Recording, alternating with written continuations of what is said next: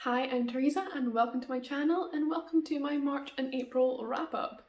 So I decided not to film a March wrap-up because I hadn't read that much and I was like, there's not much to talk about. And then I'm probably not going to read much in April, but then I read the most in April that I've read in any month this year, so this might be a bit of a long video. I will try and keep it brief, especially as some of these books were a couple months ago that I read them, so I don't actually remember them that well. But yes, let's just get into the video. So the first book I want to talk about is Home Field Advantage by Dahlia Adler. This is a YA contemporary novel. It's sapphic and it has a cheerleader quarterback romance, which is really fun, just seeing like the sapphics take this trope for ourselves. So this takes place in a high school where the star quarterback recently died quite tragically and the whole school is grieving his loss. But when a new quarterback is brought in to replace him, people aren't happy, especially when they learn that she's a girl. And the players won't follow her lead, the cheerleaders won't cheer for her, they're actively trying to sabotage her, and one of the cheerleaders on the squad is struggling because she wants to keep her place on the squad to become captain next year, but she's also falling for Jack, the new quarterback, at the same time. So this is just a lovely, fun, sweet, easy to read rom-com, but it also deals with misogyny and homophobia, which is just, I thought, really well handled, especially while maintaining this overall light atmosphere. I really enjoyed reading from both characters' perspectives once I got into the book. I have to admit that to begin with, their voices were just very in your face and I struggled to like them. But once that kind of settled down and we got into the story, I did enjoy reading from them both and I just enjoyed their romance as well. And I just thought it was fun and it was sweet and like teenage angst and everything, which is always fun to read. Another thing is when I read stories with like team dynamics, I love that. I love the kind of almost found family feel you get in a team when everyone gets on. And that's not what we get here because both girls feel outcast by their different teams. And so it was a very different story in that regard and I just enjoyed watching it. I enjoyed reading it and seeing how they dealt with their position, especially our cheerleader who stands to lose all of her friends if she continues her relationship with Jack and everything. And yeah, it was just a fun story. Next up, I read Portrait of a Thief by Grace D. Lee, and this one was a bit of a funny one, and it's actually a bit of a disappointment for me. I was really looking forward to this book. It follows 5 Chinese American students who get roped into an art heist to steal back Chinese artwork from Western museums. And it deals with colonialism and art and all of that, and that sounded so up my street. And like on paper it's a great book because it did deliver on that, but it just didn't work for me. So we'll talk about the strengths first. So the main strength of this book was definitely the theme. It explored colonialism in art, as well as the immigrant experience, being Chinese American and being kind of torn between these two identities, or having a unique identity as Chinese American, neither completely American nor completely Chinese. And I really enjoyed this exploration, and I love that through our 5 different perspectives, we got slightly different perspectives on these themes. Some of these were like 2nd, 3rd generation immigrants, some immigrated themselves as a child. So, you got a very different exploration of this experience and you saw the experience for just how dynamic and different it can be to every person. So I really enjoyed that. But the book itself, it didn't grip me, it didn't hook me. It took me ages to read because I just didn't want to pick it up. There's no part of the book that really hooked me, and that's kind of what you expect from a heist book because it's so high stakes. And yeah, that was quite disappointing. The heists themselves, like, to some extent it's meant to be that these are complete amateurs with no idea what they're doing, but like the extent to which they had no idea what they're doing and just coasting on by, talking in like WhatsApp and Zoom calls and everything, watching heist films to learn how to do a heist, like it was just so unbelievable. And you're supposed to require some suspension of disbelief, but you need it a lot, and that kind of took me out of the story a bit. I enjoyed the characters themselves. I do think that having 5 POV characters in a fairly short book didn't always work because you didn't get enough time with them as individuals to kind of develop them. There were some aspects I liked, particularly in relation to the writing, which was beautiful. Like Will, who's an art student, he sees the world with an artist's mind, you know, in strokes of paint and different watercolors or whatever. And I really liked that, and I enjoyed that, but just the characters themselves I didn't connect to. And then because I didn't connect to them, I didn't connect to the romances. And yeah, I felt like they weren't developed enough. And sometimes the writing got a bit repetitive, like the same ideas were repeated again and again. And it was just like, okay, we get it, but you know, it was beautiful writing and good exploration of themes. The plot was okay, it just required a lot of suspension of disbelief. The characters were, again, they were okay. It's like the book was very okay overall for me. And I know this is probably an unpopular opinion because a lot of people seem to have loved it, so definitely don't let me put you off. But yeah, for me, it was just okay. So next up was one of my most anticipated releases of the year, and that is Ikea's Showerwheeler by Casey McKiston. So I filmed a kind of reaction vlog and a review, which I'll leave linked down below, as well as a written review for this one, the ones I've already mentioned, because they were all review copies. And yes, this book, so good. So this follows Chloe Green, who goes to high school in a small town in the Bible Belt, and she's just days away from graduation when her rival, Shara Wheeler, her competitor for valedictorian, disappears suddenly. But what's so strange is that before she disappeared, she kissed Chloe. So Chloe goes to Shara's house to look for clues about her disappearance because she's determined that Shara's not gonna leave and let Chloe win by default for valedictorian. And there she meets Rory, Shara's neighbour and bad boy of the school. And he was also kissed by Shara, and he's also looking for clues. And so the two of them find this pink note from Shara, and this begins this kind of journey of figuring out what happened between them and Smith, Shara's longtime boyfriend. And they all kind of work together to follow these clues. They have such a lovely friendship between them. I love them so much. Casey McKiston writes friendship so well. Like, I want to be friends with all of these friend groups, like, please. And it's just this lovely, lovely story, you know, of friendship. There's a bit of romance, but I definitely say friendship's the main theme. And, you know, if you like some rivals to lovers, you might enjoy this. It's like this take on John Green's Paper Towns, really, and I enjoy it. So, as always with Casey's books, the writing was also so fun and readable. There's this humour to it. Chloe has this kind of snark, which was just so fun to read. And just the queer positivity that's always in Casey's books, and especially you get to like the final scene or final big moment, and it's always just queer positivity, everything in your face, and it's wonderful. And I just loved reading that. As I mentioned, this book takes place on the Bible Belt, and it also very much deals with being queer in this community. And you see different perspectives on it because Chloe is originally from California, and so she has this very different experience growing up queer than a lot of the kids in this small town who've lived there all their lives did.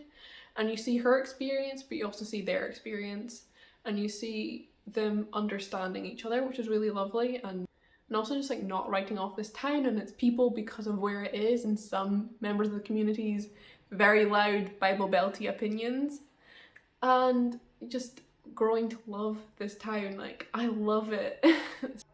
And like as someone from not even a small town, a small village, and just growing to love where you've come from and your roots, it was just such a beautiful story and I really, really enjoyed it.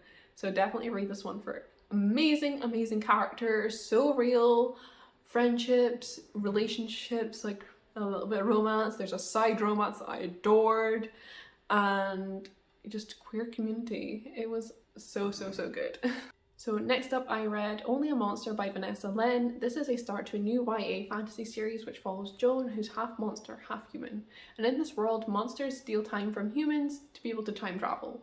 Either forward or back, whatever. And there's this big, lovely community that you get to meet of monsters and all the dynamics, which was really, really fun. Yeah, it's just a fun start to a new series, and I really enjoyed, as I said, the dynamics between the monsters, but also this journey that Joan goes on as she learns about her identity as a monster and what that actually means. especially as the boy that she's been crushing on turns out to be a monster hunter, destined to kill all monsters. So you've got this kind of fun dynamic there, a very interesting dynamic, and you follow her having to race through time to save her family after they're killed on this monster hunter's orders. And yeah, I really liked this kind of friendship group that we had between her and the monsters that she travels with. One is her cousin, one is from an enemy family, and that was really fun to me. And the time travel I actually quite liked. I liked how the magic system worked. I don't usually like time travel books or films or anything. It just messes with my head a bit and I feel like really dumb, and I get caught up in like, but if that happened, why would that happen? Like, what are the laws of time travel? But here they have this like almost sentient timeline that makes sure that everything happens as it's meant to happen, which I really like, so you can't fuck up the timeline. And yes, I enjoyed that, but honestly I didn't find the book particularly memorable. I sat down to write my review after finishing it and I was like, I have no idea what happened. Which is such a shame because it's a cool concept. I think though what mostly disappointed me about it was the romance. Like, everything in the marketing points to this big romance between Joan and the monster hunter, her ex-crush turned complete enemy. And like, it was such a tiny part of the book, and she had better chemistry with other characters, so I was just like, okay. Like, that's what I was reading it for, like this really intense enemies to lovers dynamic, and that's not what I got. And that's what it was marketed as, so I felt a bit let down there. Which isn't the book's fault, but the marketing's fault, but still it kind of hindered my reading experience a bit. But overall, it's a good start. I probably won't be continuing the series unless I hear like amazing reviews of the second one, but for now, it was fun. On to the April reads. So first up, I read Her Royal Highness by Rachel Hawkins. This one was another one for a vlog, which I'll leave linked down below. This was me reading the Scottish Royals books, and there's this series of, well, 2 books I think, a spin-off from each other, that follow American characters written by an American author existing in Scotland in this weird alternate Scotland where we have a royal family.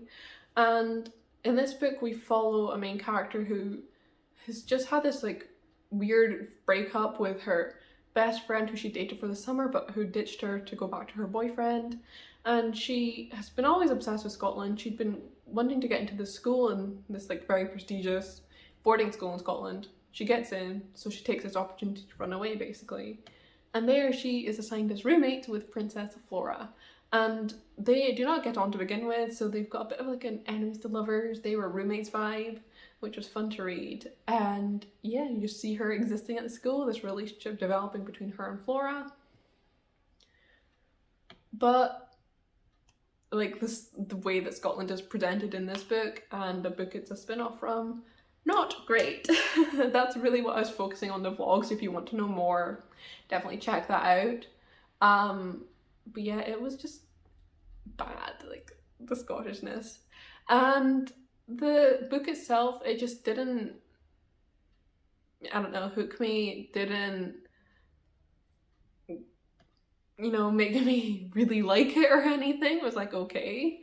I thought the enemies to lovers wasn't particularly well developed. Like they had like vague dislike to lovers, more like rather than enemies. You know, they had like a bit of an awkward first meeting, and then our main character was like, we are enemies now, and it's like, no you're not. Get over yourself. But yeah, it was okay. It was a bit of fun, but not something I'm ever going to go back to or think about again unless I'm making fun of it for how it presented Scotland. Because yikes. Anyway, next up I read Iron Widow by Zira and Jay Zhao. Now this was one of my most anticipated releases for last year, but I never got around to it. So I was very, very excited to pick it up now. And then it was like, okay. Like, I feel like every book I've read these past couple months has been like, okay, alright. I've just been struggling to enjoy books as much recently, which I do not like. And I don't know if it's the books or it's me or it's both. So this follows a main character called Zetine who lives in this kind of futuristic sci-fi world, very much inspired by China. And in this world, women have no rights. You know, it's very much a patriarchy. And when her sister is sold into service as a concubine to a pilot of these like mecha deities and dies in service, as most women do, Zetian begins this revenge plan to get herself into this concubine industry, we'll call it, and to kill the pilot who killed her sister. And she does, and then they discover that she's actually very, very, very powerful, and she makes it impossible for them to just put her down as they probably normally would. And so you follow her in this world, also trying to change things for other women and such. And there's a bit of a romance between the pilot she's assigned to, because male pilots always have to have female pilots. And then also a bit of romance between her and her friend from home. And this becomes polyamorous, which is very much the main reason I wanted to read this book. And I felt like the relationship could have been developed a bit more, but overall, very much enjoyable. I just enjoyed the plot. It was very like action-y, very fast-paced, and I enjoyed Zetian's character development and her kind of plot arc. I'm excited to see how that concludes in the sequel. I'm not going to spoil anything, but it was really fun. And yeah, what kind of bothered me about it though is that this book is meant to be very feminist, and I didn't think it was. I thought that Wu Zetian was very much not like other girls. You know that trope that was so big in like popular YA a good few years ago? Well, she's bringing it back. You know, none of the other girls see the world the way she does. She's the only one who sees the problem, and she's the only one who doesn't conform to the society's standards, and she's just better than them, stronger than them, all of that. And this is not helped by the fact that there are no other significant female characters in this book. Like, and I feel like if you're writing a feminist book, you need to have women characters. Like, there's opportunities where some of them could have been more significant, but just weren't. And yeah, it just kind of bothered me. It felt like the feminism was very, very surface level, and when that is one of the main overarching plot points of the book, it felt like it just didn't work. So that's my kind of main gripe about it, even though I did overall enjoy it. And I did give it 4 stars. I do want to see how it concludes in the sequel. Next up, I read Wild and Wicked Things by Francesca May. This was another 4-star read. Maybe a 4.5 if I ever did half rating. It wasn't quite a 5-star, but it was good. So this is described as a dark, witchy, sapphic The Great Gatsby, which is right up my street. I have been very eagerly anticipating this book since it was announced, and it very much lived up to my expectations, which was nice. So I studied The Great Gatsby in school for my higher English, which is like the exams you do the year you turn 17 usually. If you're familiar with A-levels in England, it's like the first year of an A-level. Anyway, I studied it in English. I really liked it. I didn't like the book, but I liked studying it, and I liked the film. So I was excited to see what Francesca May would do with that original story. And I felt like it was very, very true to the characters, the setting, the themes of the book, and some of the symbols and everything, which was really nice to see, but also obviously with its own like dark, witchy spin on it. And the kind of gift of it is that in The Great Gatsby, none of these characters are particularly likable, and that was the same in Wild and Wicked Things, but you're rooted for them anyway. Like, Francesca May laid bare all of their flaws, and you loved them anyway, and I really, really enjoyed that. And the writing was just stunning. It was gorgeous, it was beautiful. The way magic was written was so like visceral, and I actually was surprised a bit by how much I liked it, because it's very slow paced, and I don't like slow paced books usually. I find them a bit boring, I struggle a bit to get through them, but this one I just loved it. I was just eating it up. It was so good. And yeah, the characters, as I've said, very flawed, morally grey, love them anyway. You read from 2 main perspectives, your kind of Nick character and your Gatsby character, and their romance and everything as well, which was really fun. And I just really liked both of these characters, and yeah, I enjoyed reading from them, and I enjoyed their romance too. And I liked that our Nick character, her kind of journey with realizing that she's a lesbian was really, really nice to see as well. And I thought it was handled very, very well considering the time period it's set in, which is like post World War One England, I believe. Um, and yeah, it was just a very, very good book. Very much enjoyed it. Next up was The Love Hypothesis by Ali Hazelwood. Now, I did not expect to love this as much as I did. I gave this one 5 stars. I adored it. So this one really blew up on TikTok. It became like TikTok famous. I think if you get a physical copy of it, you'll have a little TikTok sticker on it that you can't remove, which is annoying. But I was like, okay, I'll give it a go because I like romance, but holy shit, I loved it so much. It was so good.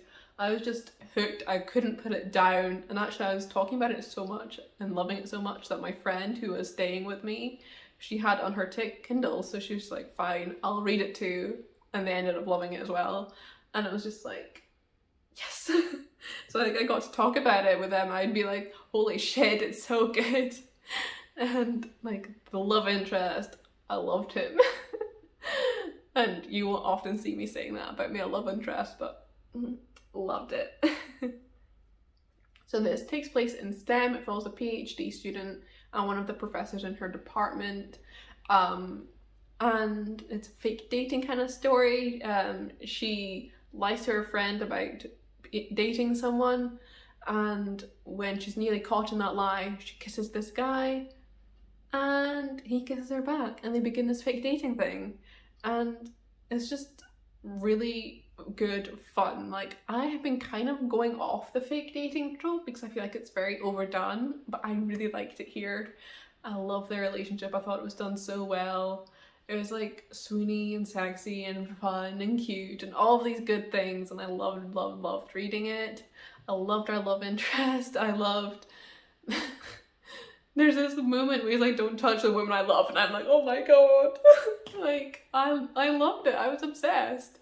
And yes, and what I also loved about this book was how like feminist it was and how it discussed the experience of women and also people of color in science and in STEM, and how it's very, very much as like a white male dominated industry, and how that affects our main character in her position in her research department and all of that. Really enjoyed it.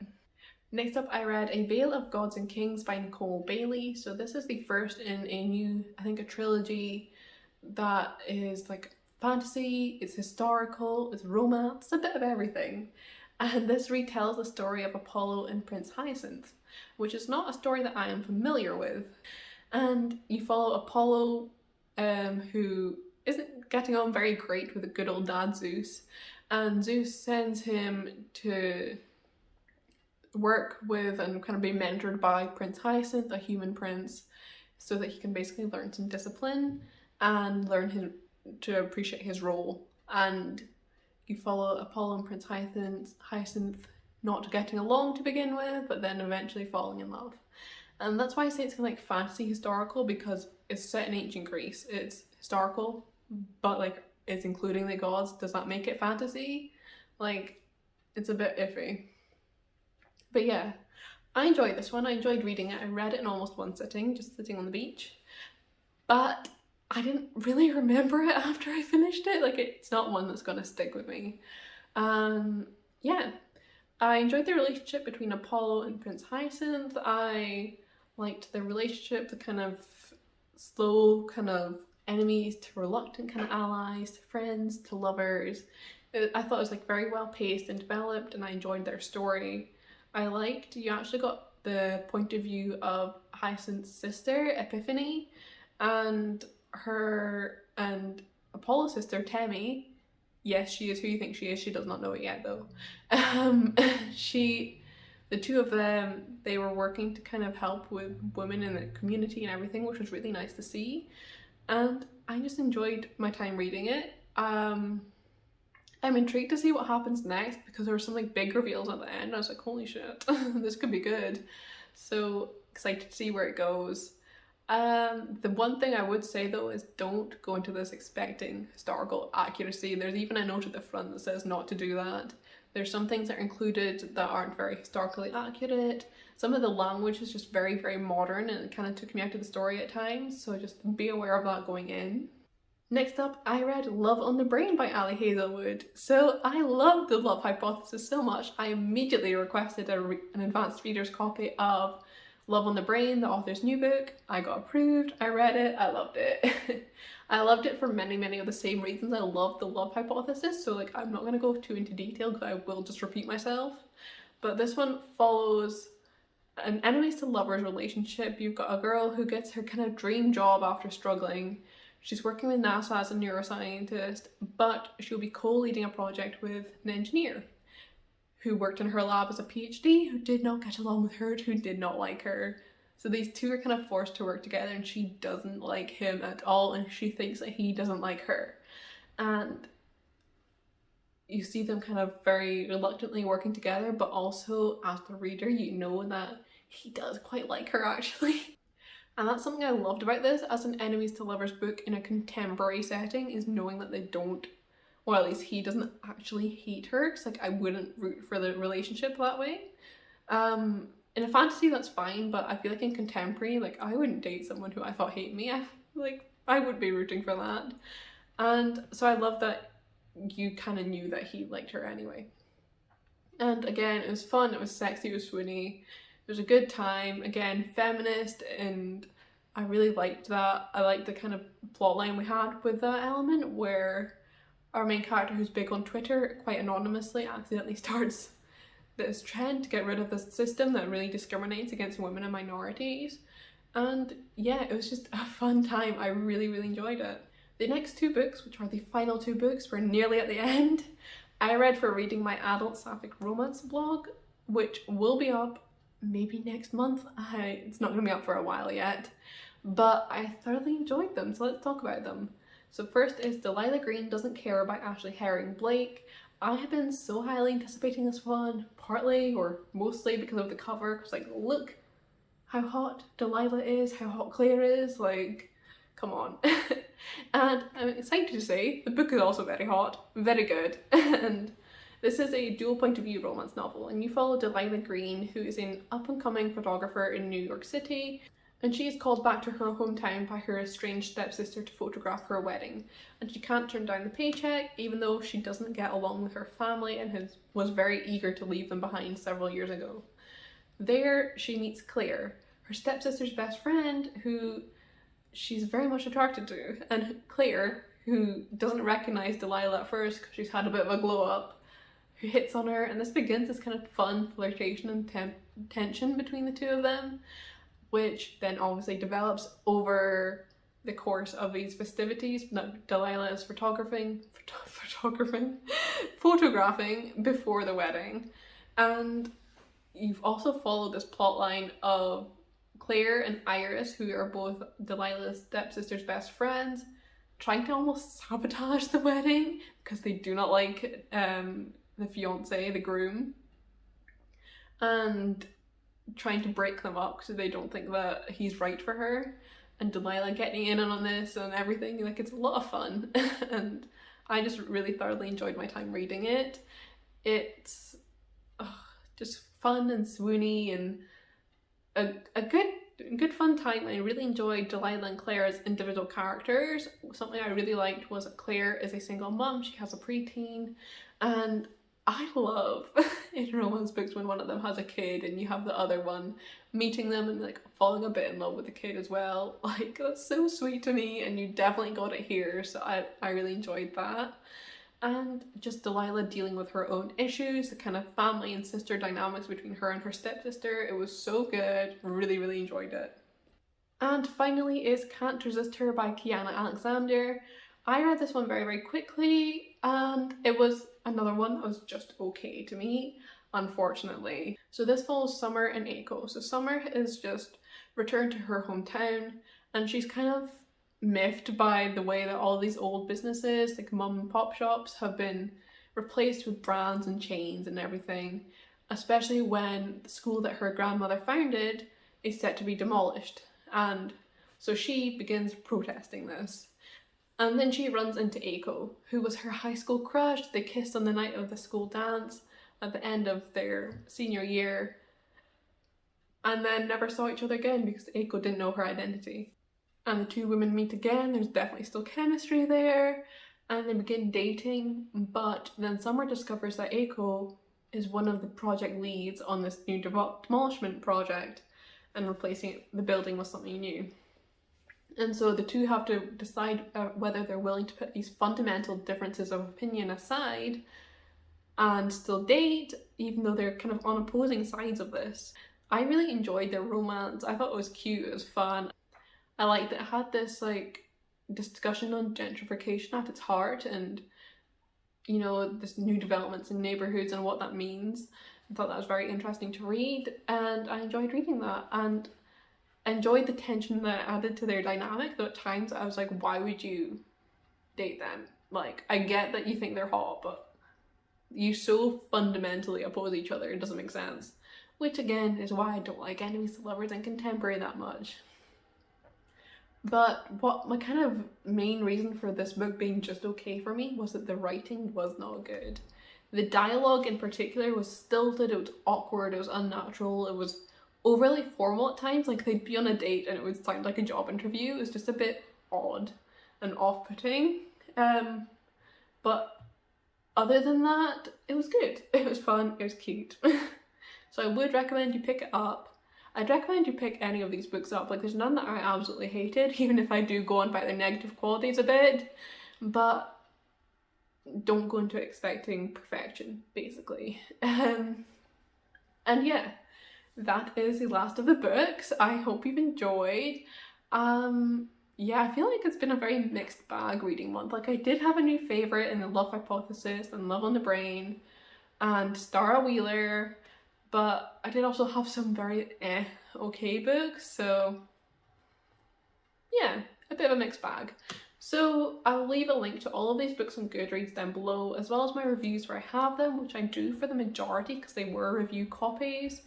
And yes, just thank you very, very much for watching. I hope you've enjoyed, and I'll see you with another video soon.